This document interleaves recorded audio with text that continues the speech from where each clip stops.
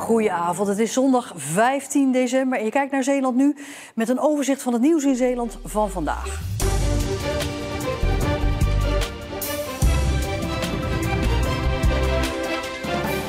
In bosjes aan de Koudekerkseweg in Vlissingen is het lichaam gevonden van de 81-jarige Addy.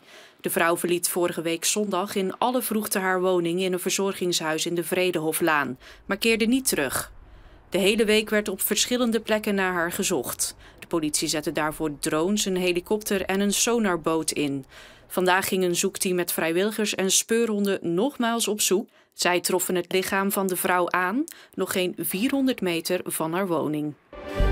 Bezoekers bezochten dit weekend de werken van de mysterieuze Engelse streetartist Banksy in Galerie Smith Art in Middelburg. Wat vindt u ervan? Geweldig. Wat is er zo geweldig aan? Ja, het is een gevoel. Je kan je eigenlijk niet goed uitleggen waarom je iets mooi vindt. Dit werk is niet echt, want het is vernietigd. Maar hoe zit het nou met die koelkastdeur? Is dit echt? Dit is 100% echt. Hoe weet u dat?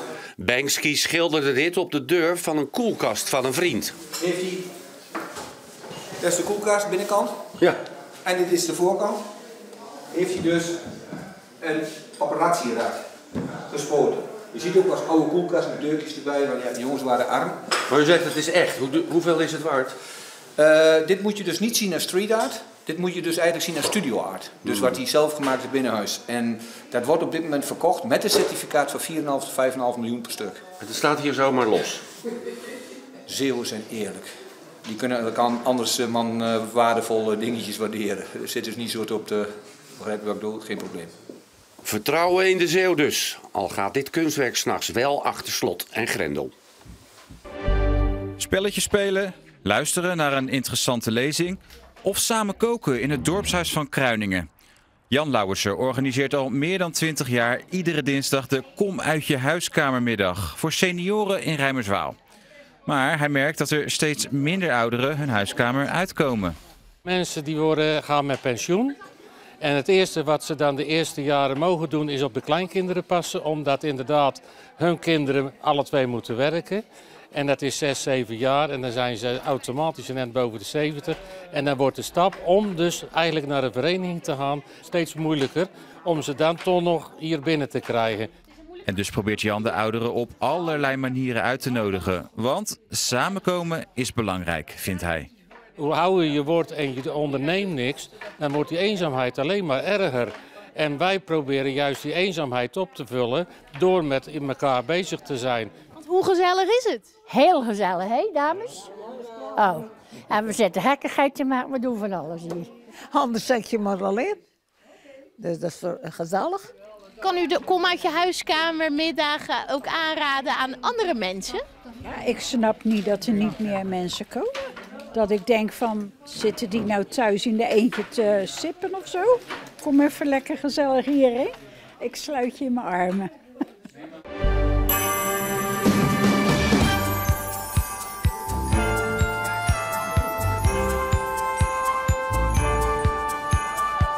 Het is eigenlijk een kerstmarkt in Veren, dat kun je eigenlijk niet missen. Veren heeft gewoon een traditie met de kerstmarkt.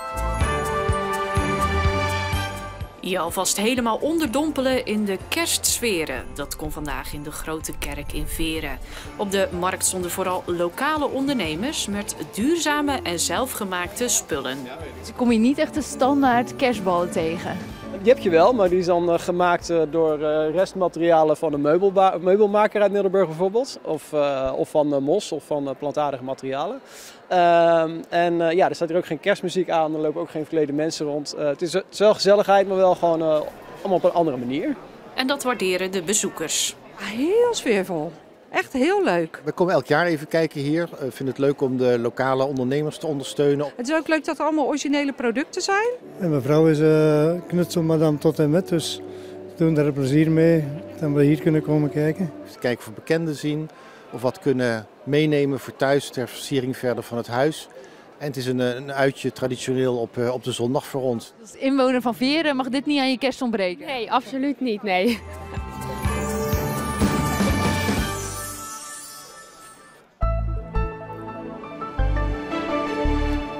Vanmorgen Morgen vroeg scheen de zon nog even onder de bewolking door.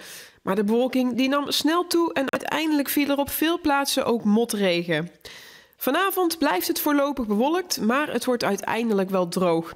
Er blijft warme lucht aangevoerd worden en dat betekent dat het vanavond niet echt afkoelt en het een graad of 10 blijft met een matige tot vrij krachtige zuidwestenwind.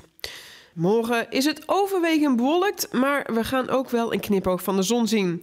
Op de meeste plaatsen blijft het droog, al kan er in de middag lokaal een spat regen vallen. Het wordt met 11 graden weer aangenaam. Dan de vooruitzichten. Dinsdag is het wederom overwegend bewolkt, maar wel droog. Woensdag, maar vooral donderdag, zal het van tijd tot tijd gaan regenen.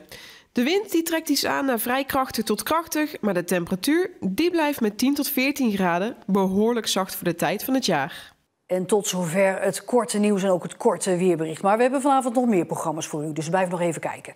Ik wens u nog een fijne zondagavond en heel graag tot morgen.